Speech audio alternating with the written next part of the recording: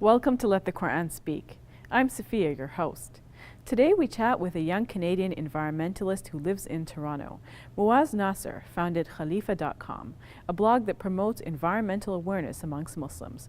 Muaz wants Muslims to put the teachings of Islam into practice by becoming good stewards of God's creation. We'll be speaking with Muaz about proactive tools that Muslims can adopt in their daily lives to confront the environmental crisis of our time. Here is our interview now. Muaz, welcome to Let the Quran Speak. Assalamu alaikum. It's a pleasure to be here. Now, you started a blog called Khalifa, which I thought was very interesting. The name itself is interesting, so can you begin by telling us why you chose this name? Sure. So the term Khalifa in Arabic loosely translates into steward. And the concept of a steward and stewardship runs parallel to a lot of the concepts found within the environmental movement in terms of caretaking for the environment and being a responsible citizen, corporate citizen, as well as, a citizen as Canada, as well as the environment and the planet itself. The reason why we decided to focus on Khalifa itself as a term and as a project was that within the Muslim community, there wasn't a lot of Muslims speaking out when it came to environment. Whenever I used to go to environmental events or interfaith events, a lot of people would ask, well, what are Muslims saying when it comes to animal welfare or conservation? And I had the answers that were out there, but unfortunately, non-Muslims as well as Muslims couldn't easily access these resources. So this is why, or how the blog came about. Why do you think Muslims didn't seem to be engaged on environmental issues? I think there are a lot of priorities within the Muslim community. We're a newcomer community here in Canada, and there's a lot of things pulling you left, right, and center. When it comes to environment, at least from my perspective, it's something that affects all of us, irregardless of if you're Muslim or non-Muslim. I think now a lot of mosques and a lot of organizations are recognizing the potential and the value within it, and alhamdulillah, we're seeing a lot of change, especially within the last couple of years in terms of addressing it. What aspects of your religious tradition inspire you towards environmentalism? Well, I think the simplicity of the message. So if you turn to the Quran and the Sunnah and the Hadith, there are a lot of references about the environment, about conservation. One of them that sort of touches me personally is about conserving water. I work within the water field, and there is one Hadith that says not to waste water even if you're next to a rushing river. And if you look at the Muslim community, and even my own self, when you are making wudu and so on, we're wasting a lot of water. The Sunnah of the Prophet is to use less than 1 liter of water when making your ablutions. So I think that's something that personally that touches upon me, and there's a lot of concepts out there in terms of managing animal welfare and planting trees and so on as an act of charity. The simplicity of the message is easy for a lot of people to understand, and I think that's what moves the environmental movement forward in a lot of contexts. When you were talking about the blog, I recalled that your concern for the environment is not just reflected in your extracurricular activities, but it's also part of your work. So can you speak to us about that, about your job? Sure. So I do work at the City of Toronto. I work at Toronto Water in the Water Efficiency Office. I like to say that I was always an environmentalist, but that wasn't really the case. Throughout my life, I was interested in environment and nature and gardening and hiking and so forth, but I didn't really see myself in the stereotypical image of an environmentalist. Yes. It wasn't until I went through university and studied this subject more that I became more involved within it. I think a lot of us are concerned about the environment. It's very hard pressed to find someone who's not caring for the environment in some aspect or the other.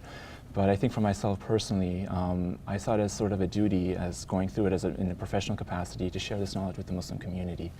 So I do work with the City of Toronto in my professional capacity, but I also work with other organizations such as Greening Sacred Spaces, TD Friends of the Environment, and I also work with a lot of nonprofits in terms of developing sort of an environmental mandate within their organizations as well. Do you think Muslims should take a greater role in promoting the environment and protecting it, preserving it? Yeah, I think they actually have the capacity, and if you look at the demographics of the Muslim community, it is fairly young. And it's the younger generation that's going to be inheriting the earth, inshallah, in the future. So it's reassuring to me, and it's actually an inspiration that the youth are stepping up, especially within the mosques, and developing recycling programs, developing community gardens, and asking questions about how can we make our facilities more energy efficient, as well as the messaging that's coming out in terms of the khutbahs and classes that are offered within these institutions as well. How can we incorporate the environmental message into it as well? There are so many aspects in terms of, if we talk about environmental problems, there's so many things that we could think about. Climate change, for example, the food we eat, so many other issues. Which issues do you think that Muslims should be most interested in? Yeah, you are correct. It is a daunting subject. I mean, it is the breadth and scope and the diversity of issues that are out there. When I think about the Muslim community, what they can address is things that they can do at home. So it all starts with the individual and within your own close-knit community. So in terms of saving energy, turning off lights if you're not in the room, or turning off, you know, a computer, don't leave it on all the time. Using less water is the big thing. You know, taking shorter showers, watching the amount of water you use when you're making wudu and so on.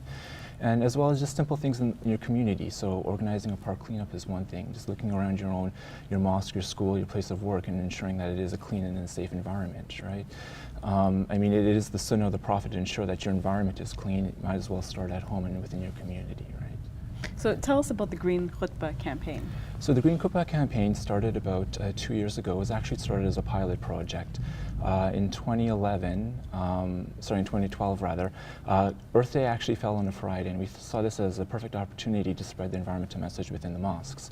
What came about was that we wanted to start a pilot project within the Greater Toronto area just to see what the response would have been. And alhamdulillah, it actually went viral. So within the first year, we had about 75 organizations sign up. Wow. And last year, alhamdulillah, it expanded even further, and we had just under 150 organizations right across North America, Europe, and Asia sign up for it. So it's been great. It's been growing by leaps and bounds. And even throughout the year, we're getting a lot of feedback in terms of people who want to implement it as an ongoing measure within their institutions. What is this year's campaign about? So this year's theme, we're actually going with creating sustainable community. So it's tying into starting at home and within the community. And we actually developed an action plan. We call it the 3E action plan. The first one is to educate the community. So teaching them about simple things they can do at home and at work and at their mosque in terms of bettering the environment. The second one is empowering the youth. As I mentioned, the youth are sort of the inheritors of the planet. So giving them the tools, the resources to take on the environmental message rather, and implement it within their communities. And the last one is to engage. So engage with external communities, either other faith communities or other environmental organizations. Just reaching out beyond the scope of, you know, the Muslim network and reaching out to the community and across Canada, inshallah, hopefully. Do you think imams and religious leaders can inspire Muslims to create environmental change? Yes, definitely. The response and the feedback I've been getting from a lot of the imams is that they wish somebody did this before, right? Because throughout their teachings, they've seen, you know, various parallels when it comes to environmental concern and management and conservation, but no one really had a galvanizing force or a campaign to centralize it. And I think what they like about the campaign is that all the imams are standing united on the same day and giving a sermon on the environment. It does have a powerful impact, and it shows the commitment of the Muslim community in addressing these issues. If you had to give one message to Muslims, what would your message be? I think the easiest thing they can do, and it has the greatest impact, is to consume less. Within our society, especially in North America, it's a very consumerist culture. I was reading the other day when it comes to, because we're approaching the 1-year anniversary of the collapse of the factory in Bangladesh. The average consumer has about 300 articles of clothing in their closet and only wears about 20% of them on a daily basis. We're also always trying to keep up with the trends, whether it's clothing, whether it's electronics. We're very consumerist culture, and oftentimes you don't think about the environmental consequences of putting these things together and what happens to it afterwards. So if anything that I can sort of relay onto your viewers is consuming less, take a conscious decision when you are making purchases.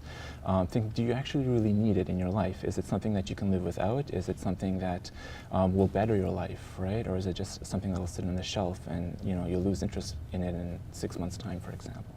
That was very inspiring, Muaz Nasir. I really appreciate that. Jazakallah. Can you tell us a little bit about what your website is so that people can go and look if they want to? So the website is www.khalifa.com. On the website we have resource material. It's generally a submission-based website, so we have articles submitted by academics, religious scholars, as well as environmental activists who have concerns for various aspects of the environment. The khalifa.com website actually forwards you to the Green Khutba website as well. If you do access there, there's sample khutbahs for this year's theme. There's resource material in terms of books, websites, and other material that you can use. And what we're doing this year is actually focusing on the youth within the community, and we're profiling environmental Muslims who have made a significant contribution to their fields. So we'll make sure to keep looking at the website to see those profiles. Jazakallah. All right, thank you. That was Muaz Nasir from khalifa.com. We'll take a break. When we return, we will look at the Islamic concept of monotheism.